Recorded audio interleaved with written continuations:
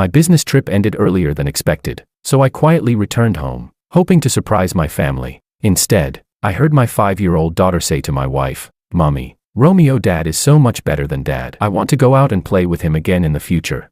Separated by an iron door, I heard my wife Rebecca, usually as cold as an iceberg, laugh happily as she replied, "Of course, he's your biological father. After all, Romeo was my best friend." Chapter 1. I quickly arranged for a paternity test. Now, the results were sitting right in front of me. Even after chain-smoking several cigarettes, I still couldn't gather the courage to open it. What if the baby was really mine?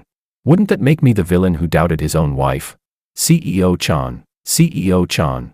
It wasn't until my secretary called my name several times that I realized I had lost my composure. CEO Chan. "This is the contract for the land parcel in the eastern suburbs. Please take a look." I rubbed the bridge of my nose. "Just leave it there. I'll review it later." We had invested tremendous effort to secure that piece of land. Once the project was finalized, the company's assets could easily double, yet I couldn't feel happy at all. After my secretary left the office, I opened the window and took in a breath of icy air. In the end, I opened the paternity test report. The report showed that my precious daughter, Julia, and I shared no biological relationship whatsoever. Black and white. I stared at it for a long while, then unexpectedly laughed. Of course, looking back now, all the signs seemed so obvious. After we got married, Rebecca, who had never shown much affection toward me, suddenly appeared one day wearing a sheer nightgown and became unusually proactive. Caught up in our passion, we didn't use protection. Yet as she kissed me, she told me she was in her safe period. From that day on, she became noticeably gentler toward me. I was overjoyed, believing that my sincere devotion had finally melted her icy heart.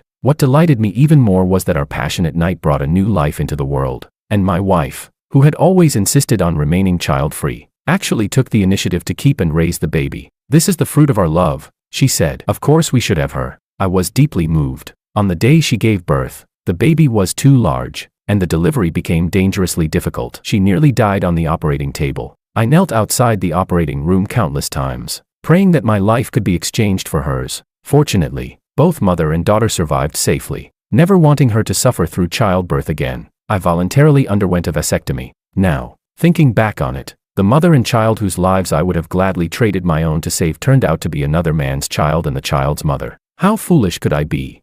If I hadn't suddenly decided that day to surprise them and accidentally overheard their conversation, I would probably still be pathetically trying to please them even now. Rebecca clearly knew that this child had nothing to do with me, yet she still felt perfectly entitled to order me around. Did she think that because I treated her well, I was an easy target to take advantage of? Chapter 2. Rebecca Lynn and I had the kind of marriage arrangement most commonly seen among prominent families. Our families were well matched in status and background, and we were introduced through mutual connections. I fell for her at first sight, but she had no feelings for me. She already had someone she loved, a man who had gone abroad in their youth and whom she had never been able to forget. Not long afterward, however, the Lynn family encountered a massive business crisis. Like something straight out of a cliché drama, she and her parents came to my family for help. They said that if we were willing to help the Lynn family survive the crisis, she would marry me. At the time, I was overjoyed. I imagined how happy we would be after marriage. I would treat her with sincerity and devotion, hoping she would one day return the same love to me. As long as I was genuine enough, she would surely see my worth, especially after Julia was born. Our relationship seemed to grow even closer. She would see me off in the mornings. I would pick Julia up and drop her off on time every day. People were always complimenting us on our marriage. I thought it was my warmth and dedication that had finally melted her icy heart, but reality delivered a resounding slap to my face.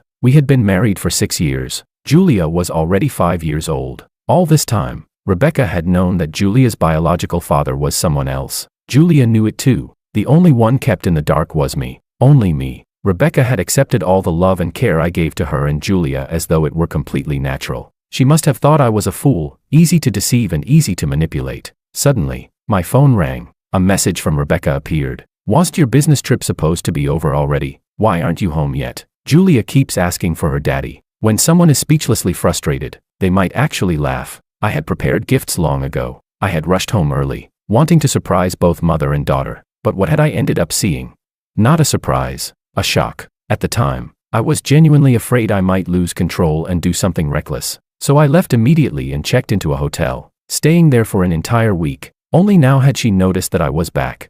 In fact, 2 days ago, I had even sent her a voice message telling her that I would be working late at the company recently and that staying at a nearby hotel would be more convenient. Rebecca had never even opened it. Or perhaps she never noticed my message at all. When you don't care about someone, you naturally don't notice these things. Thinking about it, I rubbed my temples, which had been tense for days without relief, and an overwhelming wave of exhaustion washed over me. This relationship had been unbalanced from beginning to end. I was truly exhausted. Chapter 3. Since meeting Rebecca, this was the first time I had ever ignored one of her messages. She had never been particularly patient with me. My delayed response had obviously annoyed her, because one phone call after another came flooding in. I desperately wanted to ask her how she could treat me this way. Had our marriage been nothing but a lie from the very beginning? But I forced my emotions down and answered the call with what little rationality I had left. What greeted me was an immediate barrage of accusations. Kevin, not replying to my messages. Are you dead or something? I was in a meeting. A meeting. For days and nights on end. You didn't even have time to send a message back. What? Because you're such an important busy man. Do you even remember that you have a wife and daughter? Julia calls for her daddy every day. How can you do this to us? I said nothing, because I wanted to ask her something too. Had I really wronged them? Had she forgotten that our daughter had absolutely no biological connection to me? But when my eyes landed on the family photo sitting on my desk, where Julia was kissing my cheek, my heart softened for a brief moment. And during that rare moment of weakness, Rebecca threw another icy sentence at me. Julia has a fever. She wants cake. Go buy one and bring it to the hospital. Then she hung up. Thank you for being so cold. You brought me right back to reality. In the past, I would always go buy it myself. This time, I had my assistant wait in line and purchase the cake instead. After receiving it, I wandered toward the hospital absent-mindedly, thinking about Julia, whom I had raised with my own hands since she was a baby. I still decided to give Rebecca some dignity. As long as she admitted her mistake, I could give her a respectable divorce. But when I reached the hospital room, I heard Julia's excited voice from inside. Daddy Romeo, a cake will be delivered later. I'll share it with you. My footsteps froze. I looked into the room. There was my good friend Romeo, the pediatrician, wearing a white coat and smiling as he gently pinched Julia's cheek. My daughter treats her daddy the best, doesn't she?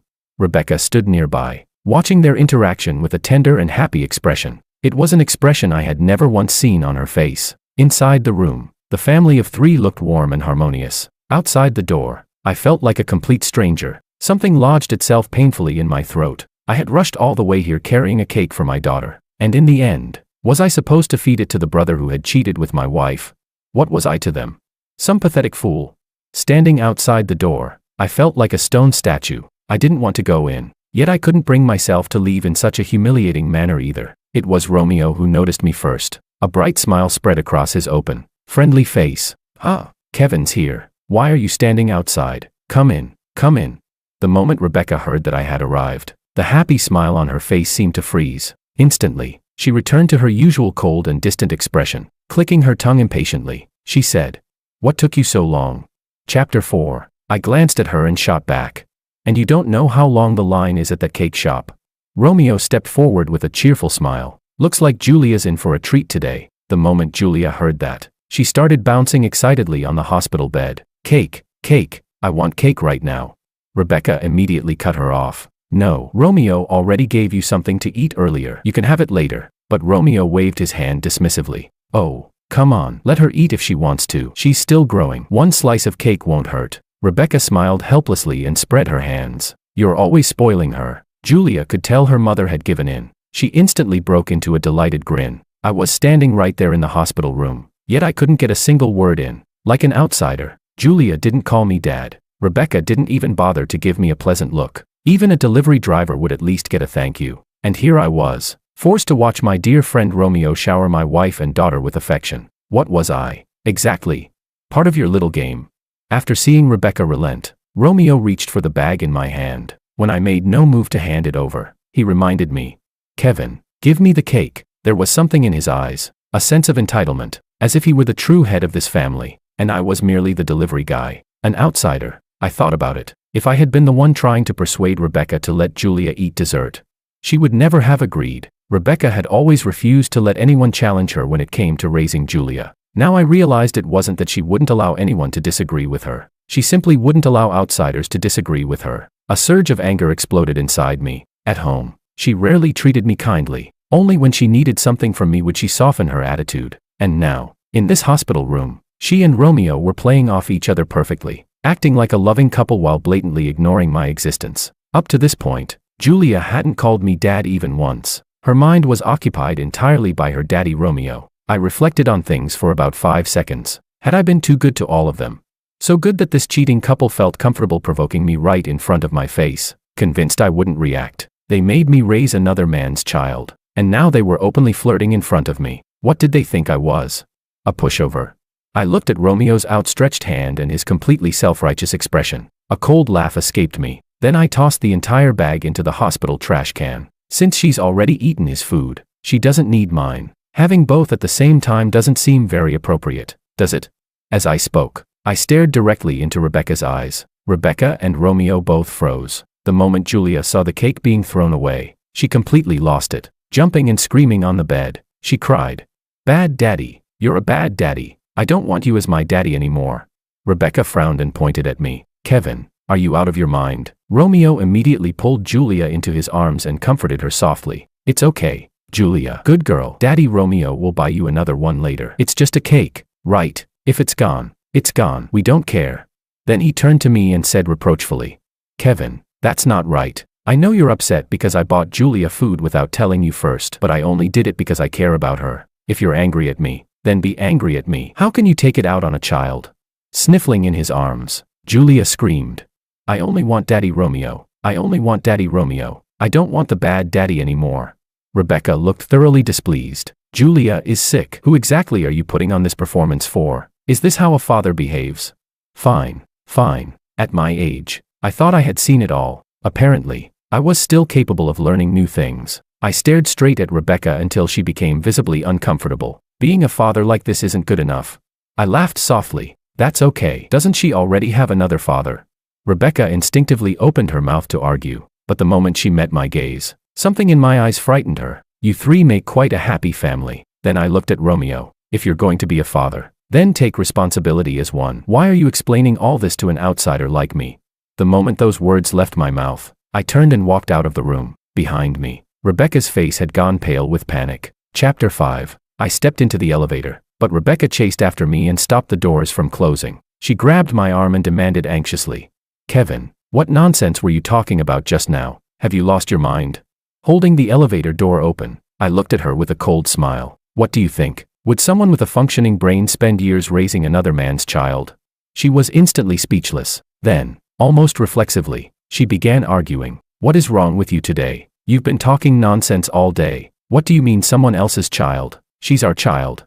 I had already made it that obvious, and she still wanted to lie. Seriously, she could fool other people if she wanted, but she should stop fooling herself. I was done being the fool in this story. Not another minute. I spoke directly. "Let's set a time and get the divorce paperwork done." This whole thing was ridiculous. The moment I received the paternity test results, I should have filed for divorce immediately. Instead, I had stupidly wanted to see Julia one last time. Fine. That was on me for being soft-hearted. After seeing the three of them together, looking so happy and complete, the last trace of fantasy in my heart finally disappeared. Rebecca widened her eyes. Then, as always, she frowned at me. "Have you really lost your mind? Everything is fine. Why would we get divorced?" People began entering the elevator. I released my hand from the door and stepped back out. One step at a time, I walked toward Rebecca until I had her pinned against the wall. Pointing a finger at her forehead, I asked quietly, "This is the third time you've said that today, Rebecca. The one with a problem isn't me. It's you. What kind of person sleeps with her husband's best friend, skips protection, and then tricks her husband into raising the child for 5 years? Rebecca, I think I've finally gotten to know the real you. You're not nearly as rigid and conservative as I thought. You're actually pretty creative." After saying that, I turned and walked into the elevator. As the doors closed, Rebecca opened her mouth as if she wanted to say something, but no words came out. Chapter 6. After returning home, I initially planned to pack my belongings and leave. Then I stopped and thought about it. Why should I be the one leaving? So I gathered up Rebecca's and Julia's belongings and dumped everything outside the front door. Then I changed the password on the smart lock. Only after finishing did I realize that Rebecca had called me countless times. I hadn't heard any of them. She had also left me a flood of messages. "Kevin, are you serious? Did you hear some ridiculous rumor or something? Think carefully. Our marriage isn't just about the two of us. It represents the long-term partnership between the Chan family and the Lin family." Ha! I laughed. Even now, She still hadn't figured out her position. A partnership between our families. That had never existed. The Chan family had always been supporting the Lin family. Without the Chans, the Lins would be nothing. Back then, our marriage had been a business transaction. Over the past few years, the Lin family's performance had steadily improved. Did she really think that was because of the Lin family's capabilities? The truth was that it had always been because the Chan family was backing them. My family and I had done so much for her family. For her. And what did I get in return? A wife who only smiled at me when she needed something. A best friend who betrayed me. And the child those two had me raise. I had been taken advantage of by both of them for years. And apparently that still wasn't enough. I ignored Rebecca's messages. Instead, I contacted my lawyer and had a divorce agreement drafted. After reviewing it and finding no issues, I instructed the lawyer to send it directly to Rebecca. As expected, my phone immediately exploded with another call from her. Kevin, enough already. You're actually serious about this? Her voice was full of anger. Did she really think I was still the man she could manipulate whenever she wanted? Rebecca, of course I'm serious. Who jokes about divorce? Think carefully. If we get divorced, don't come crawling back and beg me later. Judging from her tone, she sounded like she actually believed that. I burst out laughing. After 6 years of marriage, how had I never noticed that Rebecca had such a talent for comedy? After laughing, however, I felt a little sad. Even at a time like this, she still dared to speak to me with that attitude. The only reason was because she knew how much I had loved her. Was being a faithful wife really that difficult? Did she really have to do something this outrageous with my best friend? I let out a long sigh. Rebecca, Romeo is the man you've never been able to forget, isn't he? There was a clear pause on the other end of the line. Then her voice suddenly turned flustered. We're talking about us. Why are you bringing him into this? It's so annoying. Apparently unwilling to continue that topic, she hung up immediately after speaking. Chapter 7. I had thought the divorce would be straightforward. What I didn't expect was Rebecca dragging things out and refusing to give me a clear answer. One day, my parents, who spent most of their time traveling all over the world, unexpectedly called and asked me to come home. I figured that if I was divorcing Rebecca, I should let them know anyway. So I went back. The moment I stepped through the front door, I saw rows of unfamiliar shoes. The Lin family and my parents were chatting happily, calling each other family, and Rebecca Lin was actually cooking in the kitchen. Julia had been watching television. The moment she saw me walk in, she jumped off the couch and threw herself at me. Daddy. She sounded thrilled. That was very different from how she had acted the last time she saw me at the hospital. I stopped in the entryway. Julia's excited shout drew everyone's attention to me. Oh, so this was the game now. How dare Rebecca do this? After everything she'd done, she still had the nerve to bring our parents into this and try to smooth things over. Sure enough, the moment I sat down, the nanny took Julia outside to play on the lawn. My father looked at me sternly. Rebecca told us you've been talking about divorce lately. What is wrong with you as a father? Are you just giving up on your child? From his tone, it sounded like I was the one who had done something wrong. As expected, Rebecca's mother quickly followed. Kevin, back then, we only felt comfortable entrusting Rebecca to you because we knew your feelings for her were genuine. Everything has been fine all these years. Why are you suddenly talking about divorce for no reason? Let me tell you something. Whatever temptations exist outside the marriage, they're temporary. What's truly important is building a good life at home. Rebecca's father immediately joined in. I'm telling you, as a man, women outside are like hotel rooms. Your wife is your home. Pull yourself together and take care of whatever's happening outside. When you come home, you're still partners on the same team. Why keep talking about divorce? Honestly, Julie is about to start elementary school. Acting this impulsively isn't good. The expressions on both their faces were filled with disappointment. My mother remained silent, but even she looked at me as if I were a son who had let her down. What exactly had Rebecca told them?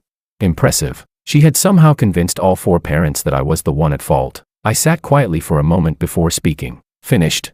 Is it finally my turn to talk? The 4 of them exchanged confused glances. I opened my briefcase and pulled out the paternity test report that I had practically memorized from reading it so many times. Then I slapped it onto the table. Let's skip dinner today. I originally wanted to leave Rebecca some dignity. I've already done more than enough for her. But now, I've changed my mind. If I save dignity for someone like your precious daughter, then what happens to decent people like me? How good had I been to her over the years?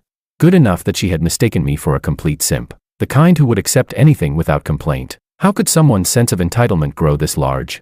Since she had the courage to drag both families into this, did she really think I would stay silent? Chapter 8. The moment I said that, both sets of parents sensed that something serious was going on. For once, everyone fell silent and looked at me. Rebecca, stop pretending to be busy. Come out. And everyone else, come over and hear exactly why I'm insisting on this divorce. Rebecca turned off the stove, washed her hands, dried them, and took her time coming out. Things she had never once done at home. Who exactly was this performance for? She was even wearing the dress I had bought her for our wedding anniversary. Back then, she had glanced at it once and shoved it into the closet, never wearing it a single time. See?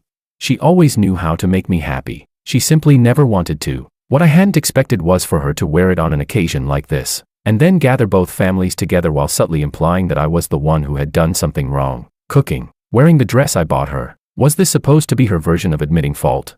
Rebecca must have thought I was some hopeless fool. What? Were the words, "I'm sorry," physically painful for her to say?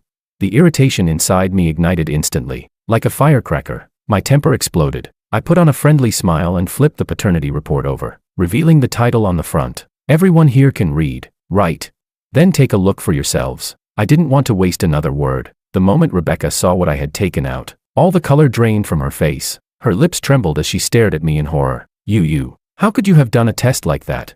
Neither side's parents looked good. My mother immediately snatched up the report and began flipping through it. Then she reached the results page. A sharp cry escaped her lips. The next second, she collapsed back onto the sofa, breathing heavily in shock. Chapter 9. After seeing the expressions on my parents' faces once they finished reading the paternity test report, Rebecca's parents stared at each other with their mouths hanging open. Neither of them dared to pick up the report. Talk about what?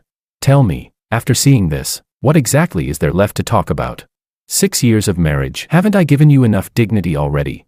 You just had to make sure everyone ended up miserable, didn't you, Rebecca? I looked at Rebecca. She seemed as though she had suffered some devastating blow. I found it laughable. The person who caused all of this was standing there looking like the victim. I was done holding back. So I let loose. Rebecca, who exactly are you putting on this shocked expression for? You were personally involved when you and Romeo slept together, weren't you? Huh? Or did you suddenly develop amnesia? Come on. Let's take another look at the report. Can you read?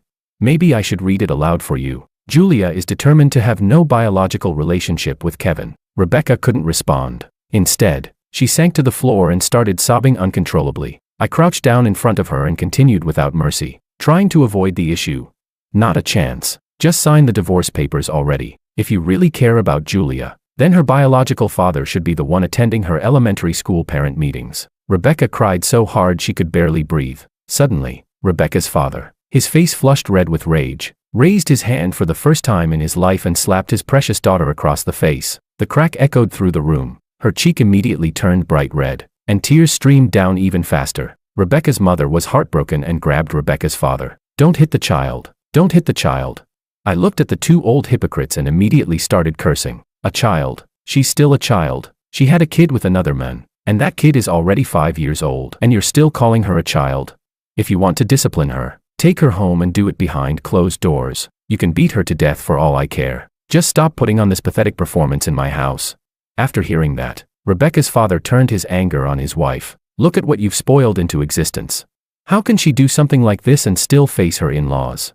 My mother looked at the chaotic scene. Any criticism she had prepared for me vanished completely. I stood up and walked directly in front of Rebecca's parents. I've been calling you father-in-law and mother-in-law all these years, but all you've done is make my life miserable. So let's stop with that. Listen up, old man, old woman. This is what your daughter did. Let's get the divorce done immediately. For once, my mother showed some backbone. She stood up and said coldly, "Leave. No one in this family wants to see this woman right now." Faced with such blunt words from our family, the Lin family looked utterly humiliated, especially Rebecca. She still stood there in a daze. Perhaps she'd never seen me this angry before. She had done something so disgusting, yet she had apparently never considered the possibility of being exposed. The more I thought about it, the angrier I became. My sharp tongue couldn't stay quiet. Get out.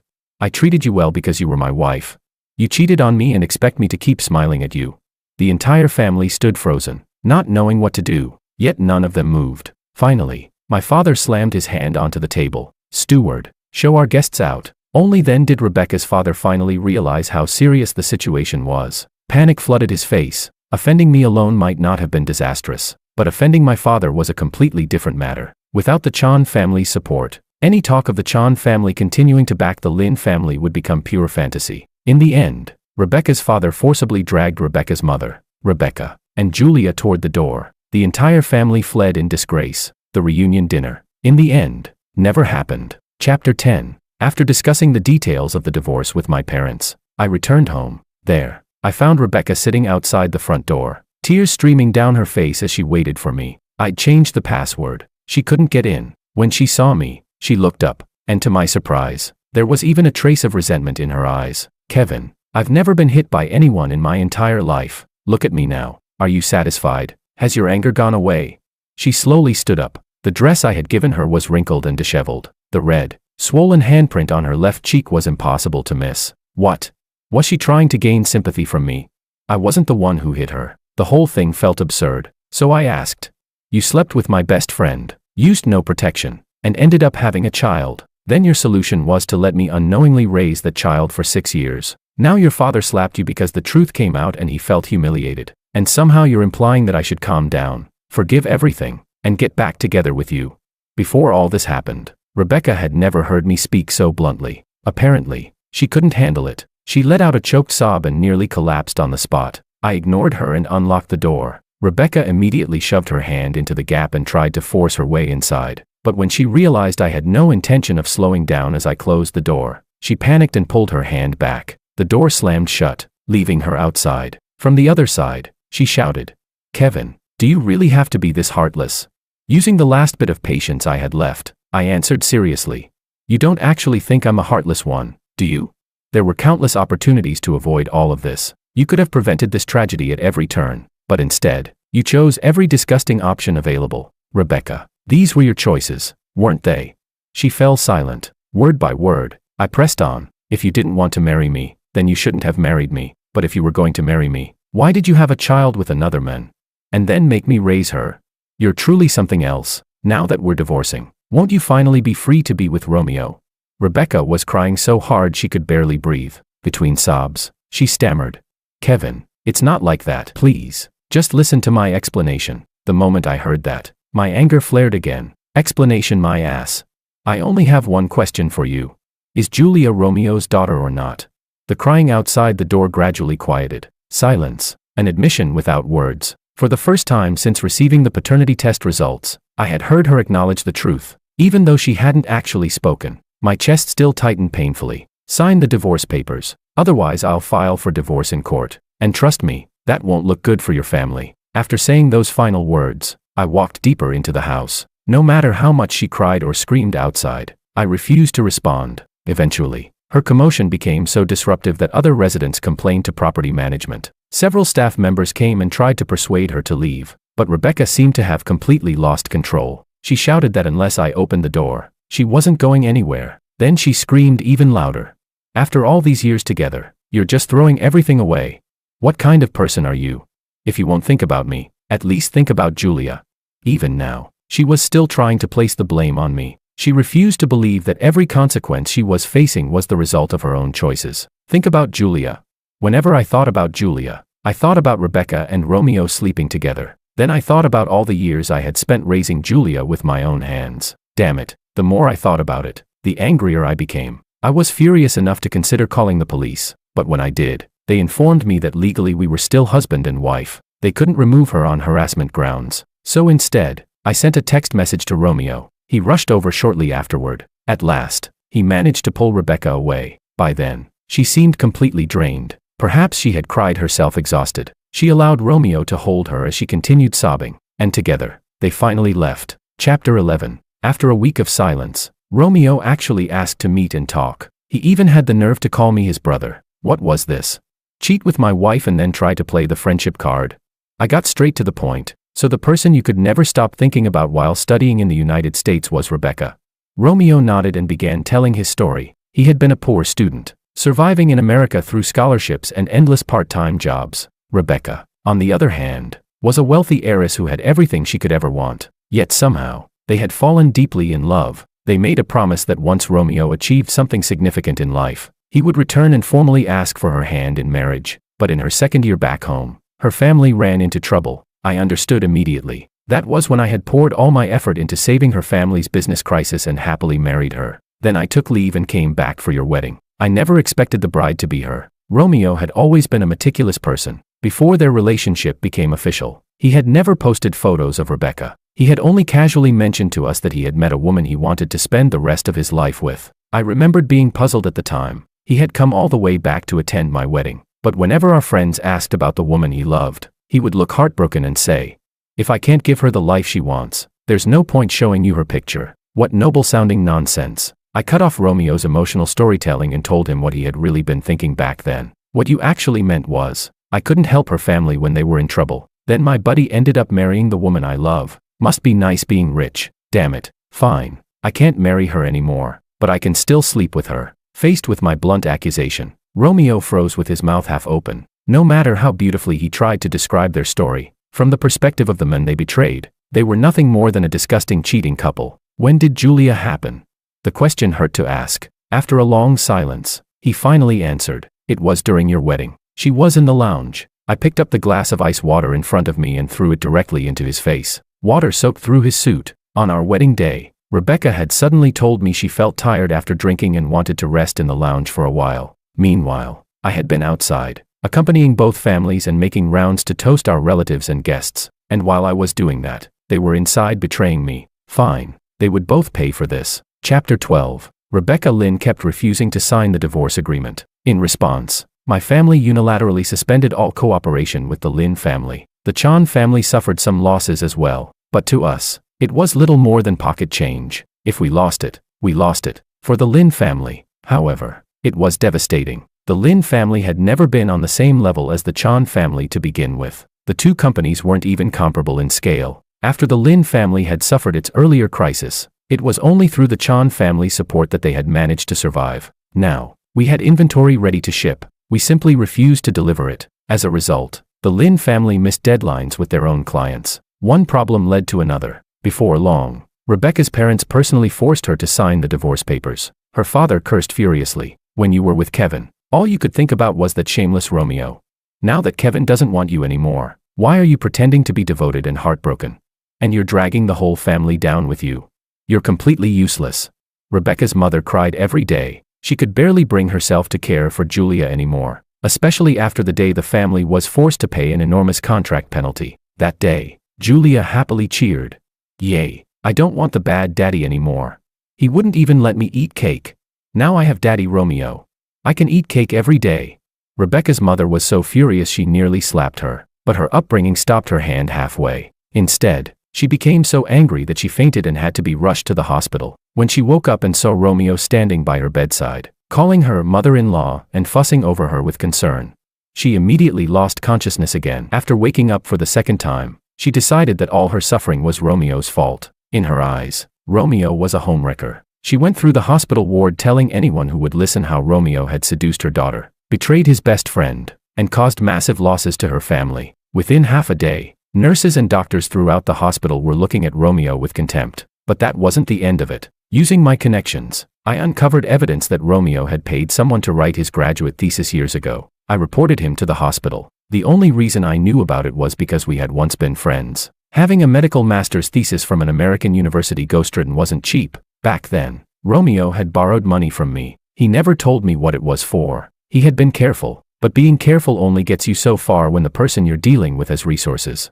At the time, I had simply wanted to find out what he spent the money on. I never expected to uncover such a valuable gift. The day he was suspended from the hospital, I kindly showed up to pick him up after work. Well, look at that. Not working today. Must be nice having so much free time. A warm home, a wife, a child. Why don't you go home and take care of your family? Oh, and one more thing. We're definitely not brothers anymore. Remember that $200,000 you borrowed from me right before graduation? I'd appreciate repayment by next Monday. Otherwise my lawyer will be happy to handle it. Romeo stared at me for a long time. Finally, he figured out that I had been the one who reported him. The evidence of his academic fraud was undeniable, and I had already made some friendly phone calls to other hospitals. None of them were interested in hiring him, but the debt he owed me. The promissory note was still legally binding. He looked ready to explode. His degree was worthless. His job was gone, and he still had to repay the money. Repay it to the very men responsible for costing him his career. That same day, Romeo sped recklessly through the city in a rage. Eventually he crashed into a guardrail. Fortunately, nobody was injured, but the more he thought about everything, the angrier he became. Instead of calming down, he got back into his damaged car and started speeding again. This time, it became a hit-and-run incident. Detention, fines, license revoked. After that, whenever Julia got sick, Romeo couldn't even drive her anywhere. All transportation responsibilities fell onto Rebecca. The two of them had once dreamed of finally being together with the person they had loved since their youth, but now one had lost his job, and the other's family was on the verge of bankruptcy. Originally, Romeo could at least play the role of a devoted father, picking Julia up from school, taking care of her at home, and helping around the house. But after losing both his driver's license and his car, he became little more than a stay-at-home husband. As the family's income shrank dramatically, he began complaining about Rebecca's extravagant spending habits. Rebecca, meanwhile, found him increasingly useless. Before long, their household became a battlefield. A small argument every 3 days, a major fight every 2. Then one day, Julia's kindergarten teacher called me. Apparently, Julia had been crying constantly at school. She kept saying she wanted Daddy Kevin, not Daddy Romeo. The teacher sounded embarrassed. I know a little about your family situation, but could you possibly come see her? For the child's sake. I thought about it for a moment, then I agreed. Chapter 13. The next day, I went to the kindergarten. The moment Julia saw me, she ran over, wrapped her arms around my leg, and excitedly called out, "Daddy." I smiled and pinched her cheek. Then I said pleasantly, "I'm not your father, you little punk. Your father is Romeo, and your mother is Rebecca. Remember that. If you ever mention my name again, I'll blow your dad to pieces." Julia stared at me in shock. Then she burst into frightened tears. Good. At least that little troublemaker probably wouldn't bother me again. Then I walked into the teacher's office. I picked up her staff badge and tossed it into the trash. "You knew about my family situation, and you still had the nerve to call me. Come see the child. Is she my child? I can't believe this. You actually handed a child over to a man with no biological relationship to her. I've already reported you to the education authorities. You don't need to keep this job anymore." The words had barely left my mouth when the principal hurried over and informed the teacher that she was being suspended. Of course, the speed of that decision had something to do with the connections I had used. The teacher stood there in complete disbelief. Excellent. That would teach people not to disturb my peace. Later, while traveling through Northern Europe and watching the Northern Lights, I met the love of my life. We had children of our own. Gradually, I forgot all about the cheating couple and their child. But news of the Lynn family's bankruptcy still made its way through our social circle. Apparently, Rebecca and Romeo eventually divorced as well. At first, Romeo still carried himself like a prestigious overseas graduate and refused to consider anything except high-paying jobs. Then an economic downturn hit. Many of the jobs he had once looked down on no longer wanted him. Later, he tried working as a food delivery driver for a day. He couldn't handle the hardship and quit immediately. Honestly,